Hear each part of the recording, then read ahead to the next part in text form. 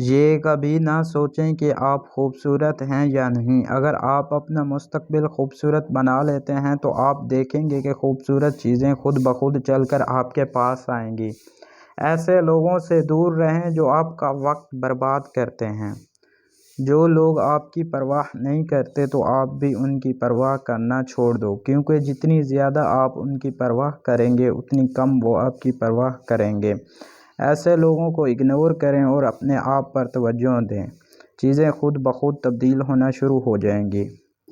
ہر کسی کو بتانا چھوڑ دیں کہ میں یہ کام کرنے لگا ہوں۔ اپنے کام سے کام رکھیں اور جو کرنا ہے وہ کر کر دکھائیں۔ جو آپ کو صحیح لگتا ہے وہ کرو، لوگوں کی پرواہ نہ کرو۔ یہ مت سوچو کہ لوگ کیا کہیں گے۔ ماضی میں کی گئی غلطیوں کی پرواہ نہ کریں۔ غلطیاں سبھی کرتے ہیں اور اسی طرح زندگی گزرتی ہے۔ اپنے آپ پر سختی نہ کریں، قبول کریں کہ یہ انسانی حالت کا حصہ ہے۔ ان چیزوں کی پرواہ نہ کریں جو آپ کے کنٹرول سے باہر ہیں۔ ان چیزوں کی پرواہ نہ کریں جو آپ کے پاس نہیں ہیں۔ اس کا کیا فائدہ؟ آپ اپنے آپ کو ان تمام چیزوں کی وجہ سے کیوں اذیت دینا چاہتے ہیں جو آپ کے پاس نہیں ہیں؟ اپنی زندگی میں ان چیزوں کی قدر کریں جو آپ کے پاس موجود ہیں۔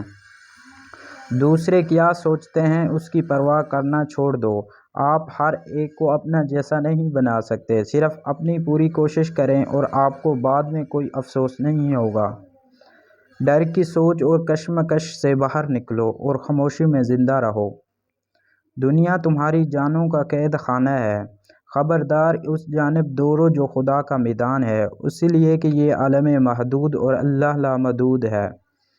دنیا دار لوگ اپنے گریبان میں نہیں جھانکتے، اس لیے دوسروں پر تہمت لگاتے ہیں۔